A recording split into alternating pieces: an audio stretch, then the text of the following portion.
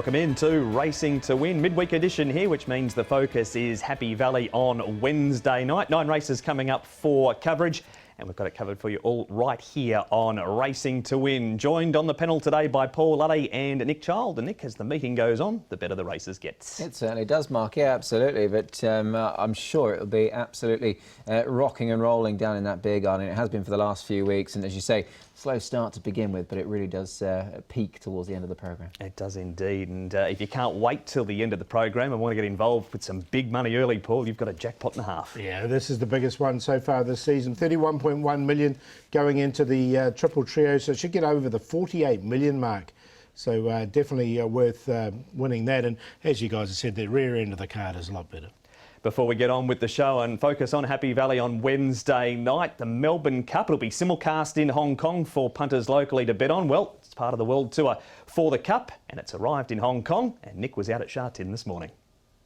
Joined by 3 very special guests. We've got Joe McGrath here, keeper of the Cup, Greg Carpenter, head of racing product here at the Hong Kong Jockey Club, and a very special guest in the shape of the Lexus Melbourne Cup. Joe, if I could come to you first, it's not just a race, this, is it? It's about that cup, and it's a very special one. Well, I think as you move around, you see, or you learn very quickly that it's not a sporting trophy representing a horse race. It's actually a cultural icon in Australia, and no matter what part of Australia you go, people will recognise the trophy, know the story around the race. It goes back 163 years. And is embedded in our cultural DNA. And that trophy, you know, this is on a global world tour. Just tell us a little bit about where that trophy has been and where it's due to head to next, potentially. Well, it's been all points of Australia, but has been to New Zealand, Japan, it's been through France, England, Ireland, and so and here in Hong Kong. So it's moved around very quickly. Changeovers happen in the shape of about 2 hours, and the cup keeps moving, and we will. One day is no different, or can be very different from the previous day. So it's quite exciting. Greg, if I may come to you, you formerly worked at Racing Victoria, so this is a race and a trophy that you know a lot about. Very special to see it here in Hong Kong. It absolutely is special to see it in Hong Kong. My association, in some respects, with the Cup goes back 50 years. It'll be 50 years next year that I made the final of a public speaking competition for primary school students in country Western Australia, and my topic was the Melbourne Cup. So it was a trophy in a race that I always fated. It's been part of the fabric of the Australian community for 160 plus years. As far as my role as the chief handicapper or the head of handicapping, I was only the 9th person in the history of the race since 1861 that had the privilege of constructing the weights for the Melbourne Cup. And in the last 88 years, there was only 4 of us. So I've had a lifelong association with the Cup. And Joe speaks to, it's been to Japan this tour, it's been to Europe, it's been to New Zealand, but he mentioned going to rural communities in Australia, and it's remarkable to see the impact. Young children in the classroom, older people in the communities of these small country towns who grew up with the Melbourne Cup, and it really is a trophy which has an enormous impact on people when they see it firsthand. Joe, I mean, obviously it's a race where it garners a lot of international attention. I guess here that we've got a couple of gentlemen that have actually won a Melbourne Cup. So I imagine there are a couple of people here that are certainly pleased to see it back, obviously, notably David Hayes and David Hall. Yes, of course, David Hall in 2003, the first of 3 Melbourne Cups for Mackay Diva, and of course David Hayes in 1994 with Jeune. So yeah, I think David Hayes mentioned once in an interview, he said it's a nice box to tick off on your CV. And he did train his Melbourne Cup winner very early in his career. But it's a very hard race to win. I think it's fair to say that it's captured the imagination, it's just ever evolving, and now it is a race that stops the world in many ways. And this trophy here, we make a new one every year. It's 18 karat gold and made by ABC Bullion in Sydney. It's valued at $600,000 Australian. incredible. And Greg, I mean, the racing world has become so global and so much of a closer knit community, and horses travel so much more. Wouldn't it be special to have a horse from Hong Kong go to a Melbourne Cup?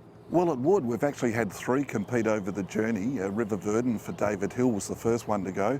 David Hayes took Helene Vitality down, and Peter Ho also campaigned Mr Medici. None of them have finished top 10, so there's a little bit of unfinished business for a Hong Kong trained runner to compete and impact in the Melbourne Cup. But the nature of the Cup changed forever. 30 years ago, when Drum Taps and Vintage Crop went down, the first 2 internationally trained horses to compete in the Melbourne Cup. Drum Taps was actually the more favoured out of the 2, but Vintage Crop won the race for Michael Canaan and Dermot World. And ever since then, there has been growing interest in overseas horses competing in the race.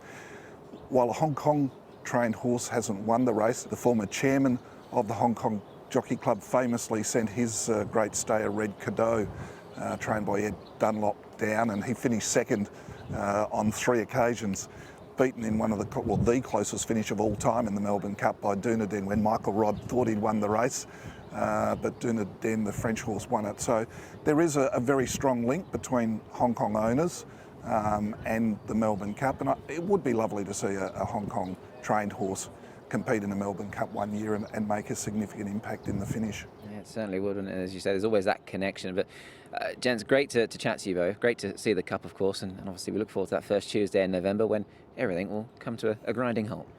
Thank you very much. Thanks, Nick. And you can bet on it on the first Tuesday in November. You got to hold the Cup, Nick, afterwards. How heavy is it? It's relatively heavy, yeah. It was a privilege. It was an honour for sure. And look, it's a lot of history, and it's a wonderful, wonderful piece of trophy there. Love to win one day myself, actually. Who wouldn't, being in Australia or New Zealand? It's very much on every racing owner's wish list. But we need to move on to Happy Valley on Wednesday night and try and find you some winners with this 9-race program on the C course. Race number 1 gets underway earlier this week, as mentioned. With the extra race, we're back to a 6:45 start time. And we're going to focus on the last 2 races, the Class 3s over the 1,200 metres. Race number 8, sponsored by Paul Elliott's the Cuckoo Handicap, and we've got Atomic Force jumping up from the 1,000 to the 1,200 metres. A winner method has his second start at Happy Valley. Lucky 8's a winner first up. Solid Impact is on the 7-day backup. Further down, we've got Happy Golf. He's a horse that's won 2, but those wins have been in Class 4. America Spexo trialled well, as did Tomodachi Kokoro, who has won 2 trials leading into this, showing plenty of speed. The hood comes off as we have a look at the speed map here, Nick, and Tomodachi Kokoro should have the pace to perhaps lead again. Yeah, look, I think so. He's shown some good speed. He's well drawn here as well, and they've run him here, but they've also sent him back for a trial. So he's got a bit of track now already, although he obviously hasn't won a race here. But look, he does have speed. I think he can lead. O-Line is another one who's well drawn. I think can also show a little bit of dash as well. And not forgetting Winner Method, who has got plenty of natural speed, Paul. Yeah, Winner, Lucky 8 is the other one that we'll try and get across, I think. O-Liner led on his seasonal debut, so I think he'll try and do the same here. The one that's a little bit of a problem could be Wonder Kid, who's probably going to start favourite. He just might need a bit of luck from his draw. He did eventually lead in a trial too, Wonder Kid. We'll see that shortly. But we start, though, Paul, with a race from just last Wednesday night. Solid Impact. He's back 6th turning for home, and he doesn't get much room in the home straight, does he? No, he doesn't at all, and he ran on really nicely here. So I thought it was a big run from this horse. Look, he's had that one run now this season, so he'll strip fitter for it as well. And look, I think he's going to be tough to beat, this horse. I just really like the way he hit the line strongly. So, look, I think he can upset the favourite. Yeah, look, I totally agree. I think he was that bit unlucky on that occasion, and once he got into racing room, he did finish off well. A better draw for him this week down in Barry at number 3. Here is a last start winner, Nick, Wonder Kit. He's also won at the trials. He was up outside the leader going down the back and took over from about the 700 metres. Yeah, absolutely, and he's clearly a nice type of horse. Those cheek pieces went on when he last raced, and he won. He beat a horse I've still got plenty of time for, Reward Smile. So that form's not the worst. And what I liked about this trial, Paul, is that he showed a good turn of foot off the front. Once Vincent gave him a squeeze, he went away. Yeah, look, he's obviously really improved, and he did win that race. It took him 9 starts to win it, but he did win it really nicely at the back end of last season. Obviously enjoys it at Happy Valley. You can see this horse here, he's had 3 goes there for a win and a placing as well. So he does like it. The only thing that worries me is the draw. Barrier 10.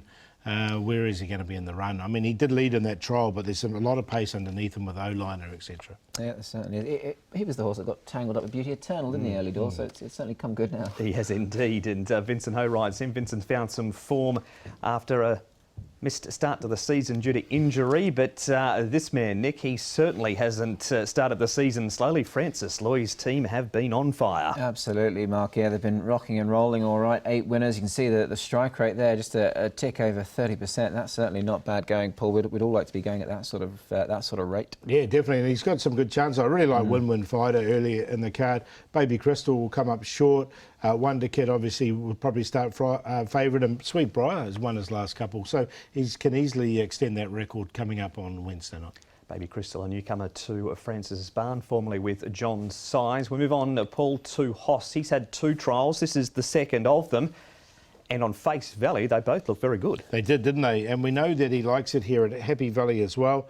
He's a 3-time winner from his 5 starts. So both trials have been very good. He's going nicely at the moment. He's drawn well enough too in barrier number 5 and has got the service of Zach Purton. Now, Zach did ride solid impact at his last start as well. So I don't know if that was a previous booking or a prior booking, but horse is going well. He certainly is, yeah. No, the well-named, he's had a couple of trials and he's looked good in both of them, but usually goes around very well fancied. You're going to make a case for this horse, Nick, Lucky 8. Yeah, don't mind him in this. I think this is a really nice ride for Keegan de Mello. He's getting plenty of support for Ricky Yu. He actually rode him in this trial, and he finished off, I thought he finished off okay here, once asked. That's him in the orange jacket predominantly. And just see there, Keegan's just giving him a bit of a nudge, and he did hit the line well. So even from a sticky draw, Paul, I think he's a player. Yeah, if the key with him is if he can get across earlier and easy enough from 8. Now, he will be inside Wonder Kid as well. So if he gets across, then he's definitely one of the major players. Oh, it's a good race with a few ifs and buts to come with the early speed about a couple, but who's on top for you, Paul? I'm going to go with the 4 here on top, which is Solid Impact. I do like the fact that the horse has had that run under his belt and did hit the line strongly. And I just got him over Wonder Kid with the draws. If the draws the other way around, then I would have probably gone Wonder Kid. But he's drawn 3, Wonder Kid's drawn 10. Hoss has been very consistent and does like it around here. And one that did catch the eye at the back end of last season was A. Merrick to Spexo. He's a horse that does go well here at Happy Valley, so I just wanted to put him in on a minor line there as well. So 4, 5, 6 and 9. Yeah, I've gone Lucky 8 in this. Hopefully he can overcome that draw. He's actually got a pretty good fresh record. He's got a nice enough record over the course and distance as well, and he's certainly capable of winning a race like this. Over Wonder Kid, who certainly has a very strong chance, absolutely hacked up when he last raced, and he's looked good at the trials. Winner Method can offer up a bit of class in this, and he's downgraded. And Hoss, he's another horse with a very good course and distance record. Expect a decent show from him. 3, 5, 2 and 6. And that has been the first part of Racing to Win. Off to a break here. Back to have a look at race number 9, the second division of the Class 3, right after this.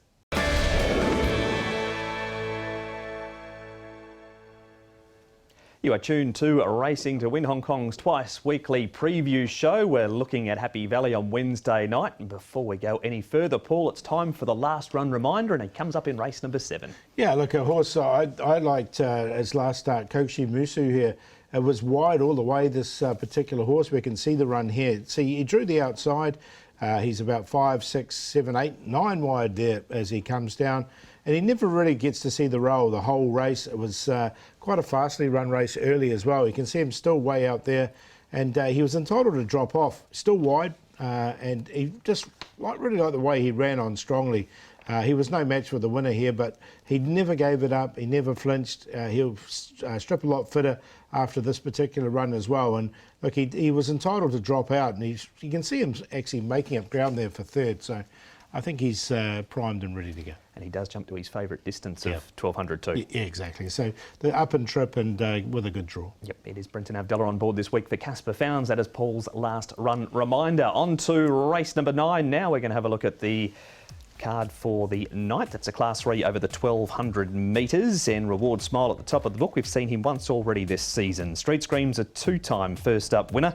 Sixth Generation has had 2 trials and wears cheek pieces for the first time. Lightning Bolt makes his Happy Valley debut, but done his best racing on the all-weather. Solid Partner, first time Class 3 on the back of 2 trials. Gallant Crown is now with David Hayes. Sweet Briar comes into Class 3 for the first time after back-to-back wins.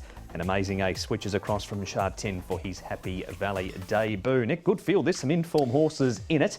and Victory Scholars leads. Yeah, I think so. He's drawn wide, however, so Alfie Chan will be hoping that he can sort of get away running. I mean, he hasn't strictly led in his last couple of races, and he's been drawn 6 and 8, so it does make it tough there from 11.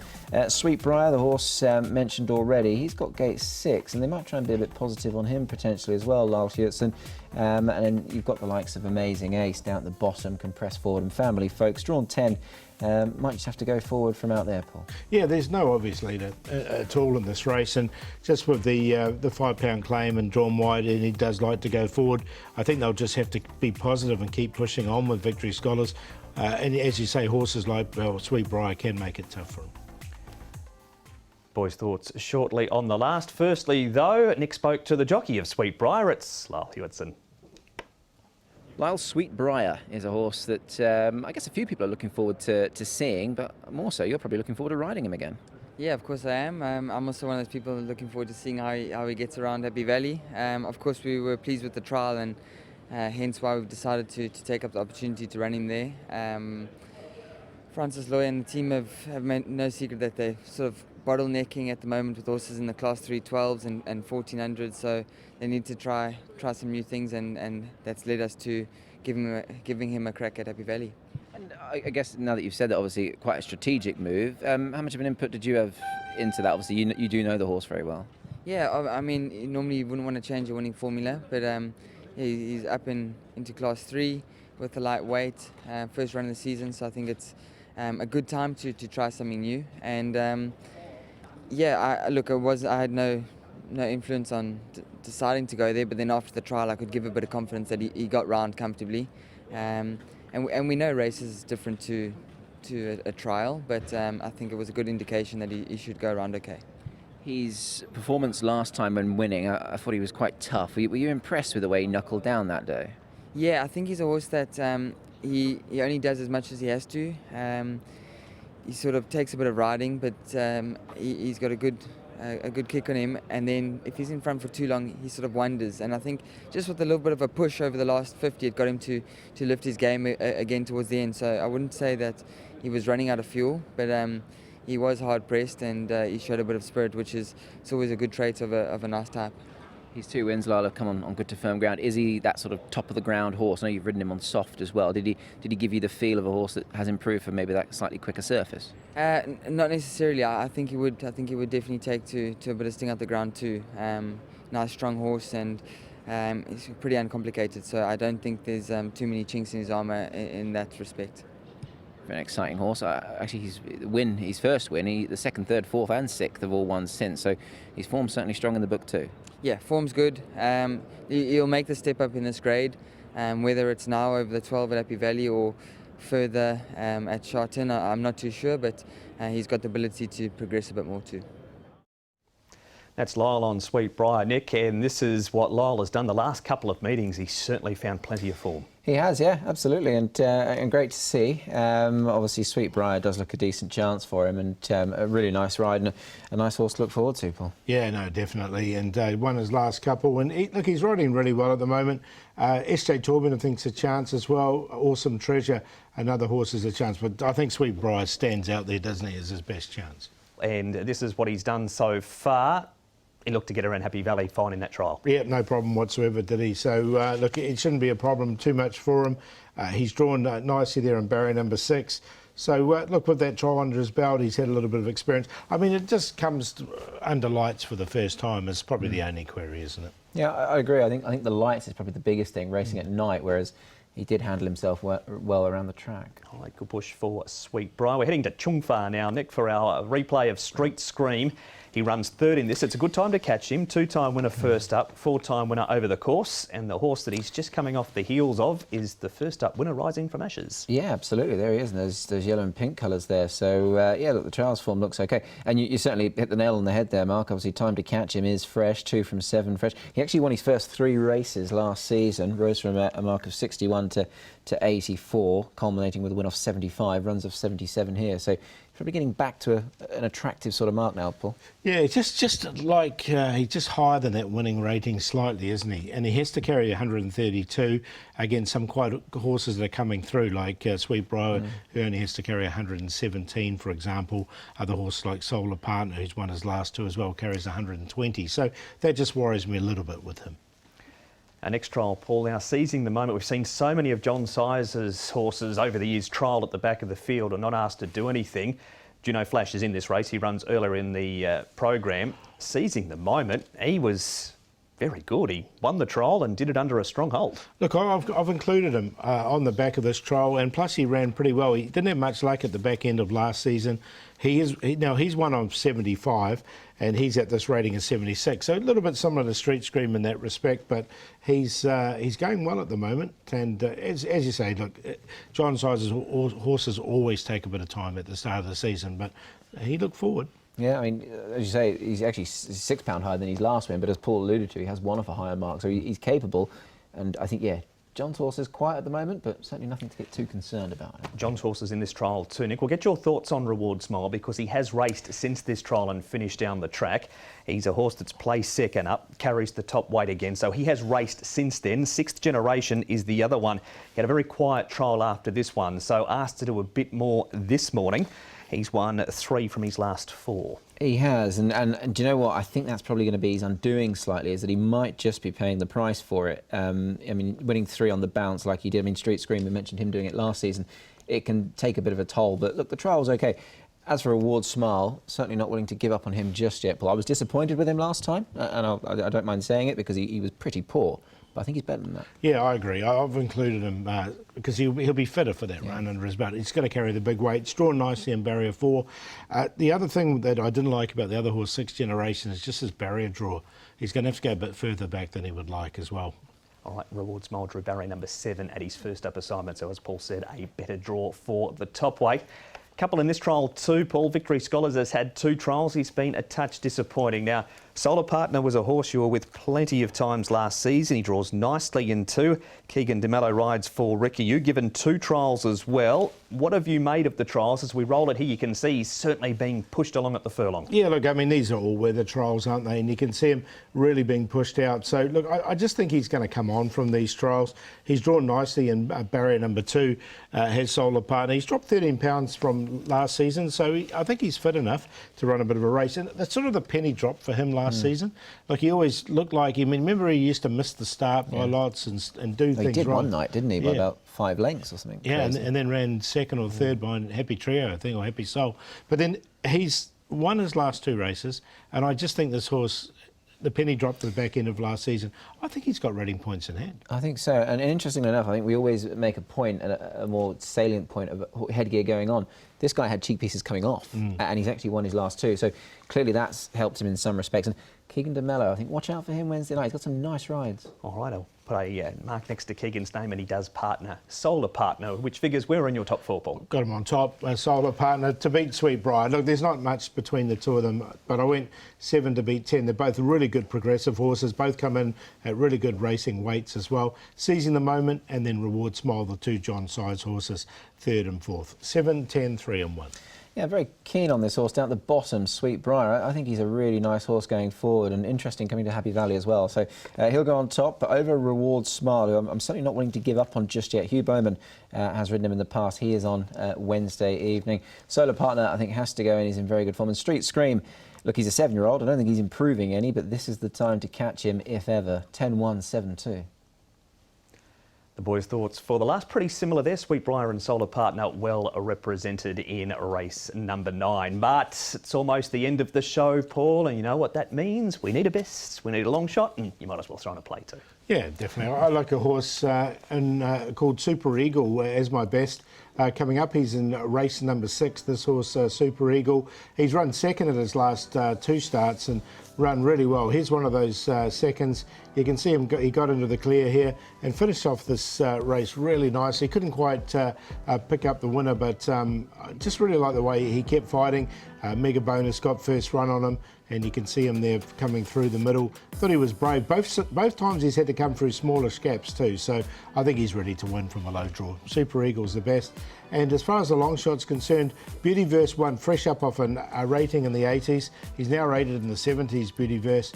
I think this is the right time to catch him. He should be a decent price. He's currently about 10 to 1 as we record this. And we're going to do the play. Now, these horses all be at big odds. Casa Papa, Winning Data, M Unicorn. So that comes in. We'll be singing Ragtime in race 5, QQP 1, 10 and 11. We certainly will. My best bet coming up on Wednesday night, race 9, number 10, Sweet Briar. He's already a 2-time winner from 4. He's progressing nicely, and I spoke to his jockey earlier on in the week. He's very keen that he can take the step up in grade. The long shot, race 8, number 3, Lucky 8. Competitive race, this one. Keegan DeMello will be the man on board. Here's his most recent trial. Now, that's in there in the orange highlighted. Once Keegan asked him to quicken up and the gap appeared, he did run into it well, and he hit the line quite strongly. The sign of a horse who I think is ready to go. If he can overcome what is a little bit of a sticky draw, I think he's more than capable of taking a hand in Wednesday night's race. And as for the play, I'm going race 8. It's a forecast, Lucky 8 to beat Wonder Kit. Best bet comes up, Wonder Kit, race 8, number 5. Good to us last time. Trial has been good. If he can get some luck from barrier number 10, he's going to take some beating, and Vincent Ho is in good form. Perfect Rock has had 2 trials. He's been 3 wide in both of them. He will be a long shot. Keith Young and Mi Choi, the combination there. And the play, race 2, Right Honourable, Perfect Rock and Medical Lead, who's in the background of that graphic there, in a QQP 1, 5 and 7. That has been racing to Winnick. Just seeing Brenton Avdulla too as we check the diary on Paul's long shot. He's been cleared to ride on Wednesday night. He has indeed, yeah. Looking forward to seeing him back in action, of course, and yeah, can't wait for it. Yeah, it should be good card and coming up. And the weekend, of course, we've got another group race coming up, straight 1,000. We'll see how Stoltz goes down that straight 1,000. Well, indeed. That is for the National Day meeting, which you saw there in the middle of the diary. That's been Racing to Win. We'll see you for the first at 6:45.